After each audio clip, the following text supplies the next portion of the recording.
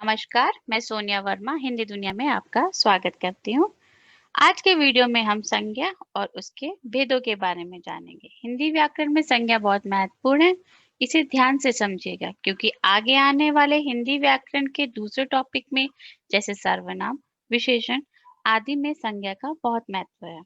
संज्ञा बहुत ही आसान है, तो थोड़ा ध्यान दीजिएगा। तो चलिए शुरू करते हैं। संज्ञा संज्ञा को हम लोग इंग्लिश में नाउन कहते हैं। आप यहाँ पे कुछ सेंटेंसेस देख रहे हैं। हमारे देश का नाम भारत है। आंवले में खटास होती है। यहाँ की राजधानी दिल्ली है। हुमायूं के पिता बाबर थे। बिल्ली मेज के नीचे है। इस घर में सांप रहता है। ठीक है, आपने देखा जो इसमें कलर वाले हैं, जो रेड कलर से वर्ड है, वो किसी ना किसी के नाम है। तो इसी को तो संज्ञा कहते हैं। हमारे दुनिया में ऐसी कोई चीज नहीं जिसका कोई नाम ना हो। सबका नाम है। आप कोई सी भी चीज ले लो, सबका नाम है। हर चीज का नाम है, जगह का नाम है, वस्तु का नाम है, हर चीज का नाम है। तो उन्हीं को हम संज्ञा कहते हैं। या तो आप नाम बोलो या फिर संज्ञा बोलो, बात एक ही होती है। आइए आगे पढ़ते हैं। व्यक्तियों के नाम। व्यक्तियों के नाम क्या है इसमें? हुमायूं और बाबर। वस्तुओं के नाम आंवला, मेज। स्थानों के नाम देश, भारत, नई दिल्ली। प्राणियों के नाम बिल्ली, सांप। भावों के नाम खटास। इन सेंटेंस में ये सब वर्ड आए हैं। व्यक्तियों के नाम आए हैं, वस्तुओं के नाम आए, स्थानों के नाम आए, प्राणियों के नाम आए और भावों के नाम। अब हम इन्हीं से अपनी संज्ञा की परिभाषा बनाएंगे। परिभाषा देखो कैसे बनेगी। किसी व्यक्ति, वस्तु, स्थान, प्राणी एवं भाव के नाम को संज्ञा कहते हैं। ठीक है, आप समझ गए होंगे। किसी व्यक्ति का नाम, वस्तु का नाम, प्राणी का नाम, भाव का नाम के संज्ञा कहते हैं हम लोग। अब हम इनके भेद के बारे में पढ़ेंगे। संज्ञा के 3 भेद होते हैं। संज्ञा के कितने भेद होते हैं? संज्ञा के 3 भेद होते हैं। व्यक्तिवाचक संज्ञा, जातिवाचक संज्ञा और भाववाचक संज्ञा। ये मुख्य भेद होते हैं संज्ञा के। तो व्यक्तिवाचक संज्ञा की बात करते हैं। व्यक्तिवाचक संज्ञा को हम इंग्लिश में प्रॉपर नाउन बोलते हैं। इसकी डेफिनेशन कुछ इस प्रकार है। किसी विशेष व्यक्ति, वस्तु या स्थान के नाम को व्यक्तिवाचक संज्ञा कहते हैं। मतलब कोई पर्टिकुलर व्यक्ति है, पर्सन है या थिंग है या प्लेस का नेम है, तो उसको हम व्यक्तिवाचक संज्ञा कहते हैं। जैसे कि आप देख रहे हैं, ताजमहल, गुरु नानक, बाइबिल, श्री भगवत गीता, इनके नाम है ये, इसलिए ये व्यक्तिवाचक के अंतर्गत आएंगे। नेक्स्ट है आपका जातिवाचक। जातिवाचक को कॉमन नाउन बोलते हैं। जो किसी पर्टिकुलर के बारे में बात नहीं होती है, जब किसी नॉर्मल बात होती है और उससे उसकी पूरी जाति का पता चलता है। जातिवाचक की परिभाषा कुछ इस तरह है। किसी वस्तु, प्राणी या स्थान की संपूर्ण जाति का बोध कराने वाले शब्दों को जातिवाचक संज्ञा कहते हैं। एग्जाम्पल, कुर्सी, नदी। यहाँ पर अगर हम नदी का गंगा नदी बोलते तो ये व्यक्तिवाचक में आ जाता, बट अभी हम सिर्फ नदी बोल रहे हैं तो ये पूरी जाति। कौन सी नदी? बहुत सारी नदियां हैं। ठीक है, तो इसलिए ये जातिवाचक में आएगा। अगर नाम के साथ आएगा, कृष्णा नदी, गोदावरी नदी, यमुना नदी, जमुना नदी, तो वो सब व्यक्तिवाचक में आ जाएंगे। नेक्स्ट है कबूतर, फिर खरगोश। ये जाति हैं और इनसे इनकी पूरी संपूर्ण जाति का बोध होता है, पता चलता है, तो ये जातिवाचक के अंतर्गत आता है। थर्ड है आपका भाववाचक संज्ञा। भाववाचक संज्ञा एब्स्ट्रैक्ट नाउन।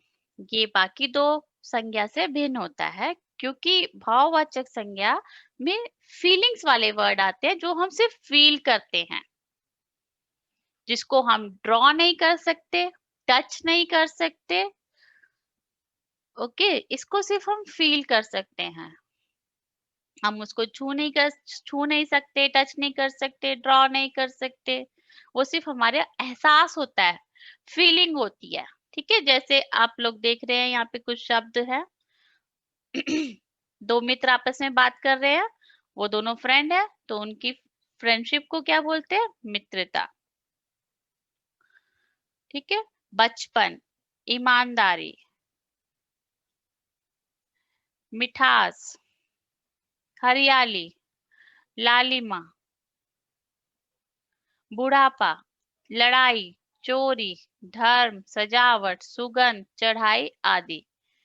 ये सब जो हैं, ये जो सारे शब्द हैं हमारे फीलिंग्स हैं।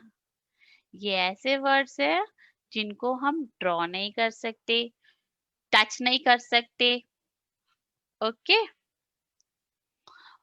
ये सारी फीलिंग होती है, हमारे एहसास होता है। जैसे लड़ाई शब्द है, ये दोनों लड़ रहे हैं, सांप और नेवले लड़ रहे हैं, तो लड़ाई सिर्फ फीलिंग है। आप टच नहीं कर सकते हो, ड्रॉ नहीं कर सकते हो, हम इसके चित्र भी नहीं बना सकते हैं। पर बाकी जो दो हमारे ऊपर के संज्ञा होते हैं, व्यक्तिवाचक, जातिवाचक, उसको हम टच भी कर सकते हैं, उनको हम लोग ड्रॉ भी कर सकते हैं, उनका चित्र भी बना सकते हैं। आइए चलिए आगे बढ़ते हैं। जो जातिवाचक संज्ञा का व्यक्तिवाचक संज्ञा के रूप में हम कैसे प्रयोग करते हैं? ठीक है, गांधी जी के देश में हिंसा शोभा नहीं देती। नेहरू जी को बच्चों के चाचा के रूप में पुकारते। अब आपको लग रहा होगा ये व्यक्तिवाचक है, गांधी जी, नेहरू जी, बट नहीं, ये यहाँ जातिवाचक है, क्योंकि गांधी जी किसी का सरनेम होता है, नेहरू जी किसी का सरनेम होता है, तो किसी पर्टिकुलर का नेम का पता नहीं चल रहा है। पर जब हम बात करते हैं मोहनदास करमचंद गांधी और पंडित जवाहरलाल नेहरू, मोहनदास करमचंद गांधी और पंडित जवाहरलाल नेहरू के बारे में बात कर रहे हैं, तो वो व्यक्तिवाचक के अंतर्गत आएगा। सिर्फ गांधी जी, नेहरू जी, जैसे कि मेरा नाम है सोनिया वर्मा, वर्मा जी, तो वर्मा जी तो बहुत सारे होते हैं, तो वर्मा जी जातिवाचक हो जाएगा। बट अगर आप पर्टिकुलर नेम ले रहे हैं सोनिया वर्मा, तो वो व्यक्तिवाचक के अंतर्गत आएगा। नेक्स्ट है, व्यक्तिवाचक संज्ञा का जातिवाचक संज्ञा के रूप में कैसे प्रयोग होता है? आपने नाम सुना होगा कर्ण और हरिश्चंद्र का। कर्ण बहुत फेमस थे और हरिश्चंद्र जी बहुत फेमस थे। तो कर्ण को हम क्यों फेमस थे? दानवी कर्ण के नाम से फेमस है। और हरिश्चंद्र क्यों फेमस है? सत्यवादी थे, वो हमेशा सच बोलते थे। ठीक है, तो ये कर्ण है और हरिश्चंद्र है, अगर इनका नाम लिया जा रहा है तो ये व्यक्तिवाचक होंगे। अगर बोला जाएगा दानवीर या फिर सत्यवादी या फिर दानवीर बोलेंगे, तो ये हमारा जातिवाचक हो जाएगा। दानवीर, कोई भी दानवीर हो सकता है। सत्यवादी, कोई भी सत्यवादी हो सकता है जो सच बोलता है। पर जब हम हरिश्चंद्र बोलेंगे तो वो व्यक्तिवाचक होगा, सिर्फ सत्यवादी बोलेंगे तो वो जातिवाचक हो जाएगा। नेक्स्ट है, संज्ञा के दो अन्य भेद और हैं, तो वो दो अन्य भेद है समूहवाचक संज्ञा और पदार्थवाचक संज्ञा। जो समूहवाचक है, जैसे कि आपको नाम से ही दिख रहा है समूह, समूह मीन्स ग्रुप, इंग्लिश में इसको कलेक्टिव नाउन बोलते हैं। किसी भी चीज का ग्रुप हो वो समूहवाचक संज्ञा होता है। इसकी डेफिनेशन कुछ इस प्रकार है, किसी समूह या समुदाय का बोध कराने वाले शब्दों को समूहवाचक संज्ञा कहते हैं। जब कोई वर्ड पूरे ग्रुप के बारे में बताता हो, जैसे परिवार, परिवार किसका ग्रुप है? Group of family member. कक्षा किसका ग्रुप है? Group of students. सेना, ग्रुप ऑफ आर्मी। समूह, ग्रुप। तो ये सारे जो वर्ड्स होते हैं समूहवाचक के अंतर्गत आएंगे। नेक्स्ट है आपका पदार्थवाचक, मटेरियल नाउन। आप सबने अपना साइंस में भी पढ़ा होगा, मटेरियल किसे कहते हैं? सॉलिड, लिक्विड दोनों आते हैं।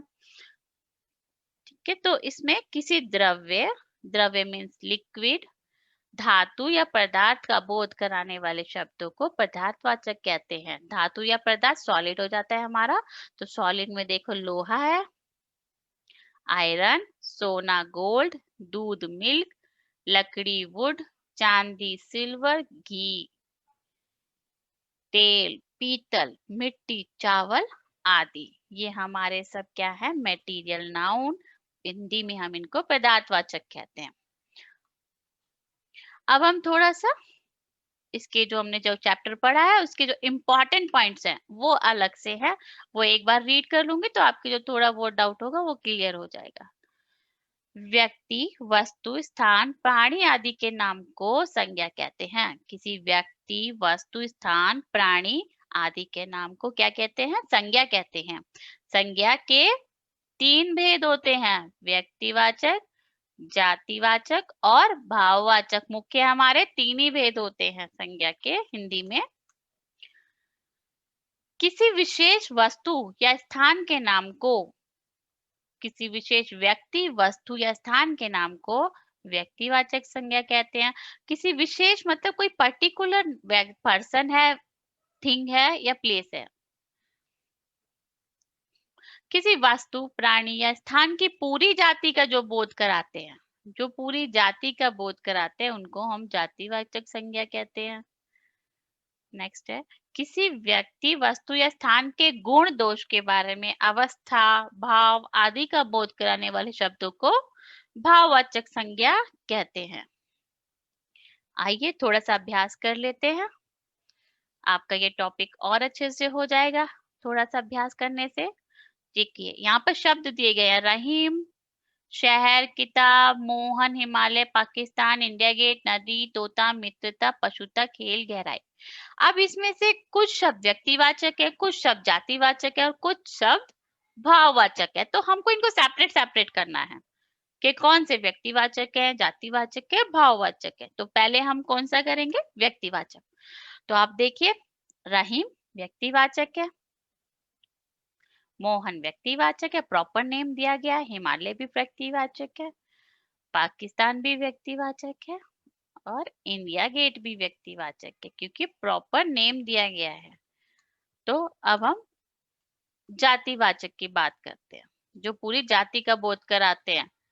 शहर, किताब, गांव, नदी, तोता, ये सब हमारे जातिवाचक के अंतर्गत आते हैं।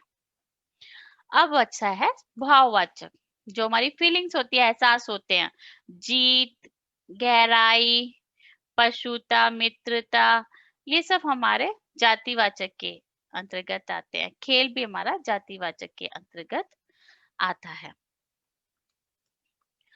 आशा करती हूँ कि आपको ये टॉपिक समझ आया होगा। अगर आपको कोई संज्ञा में डाउट है या फिर आपकी कोई क्वेरी है, आप कुछ पूछना चाहते हैं तो आप कमेंट बॉक्स में कभी भी पूछ सकते हैं। अगर आपको ये वीडियो अच्छा लगा है तो प्लीज लाइक एंड सब्सक्राइब करना ना भूलिए। धन्यवाद।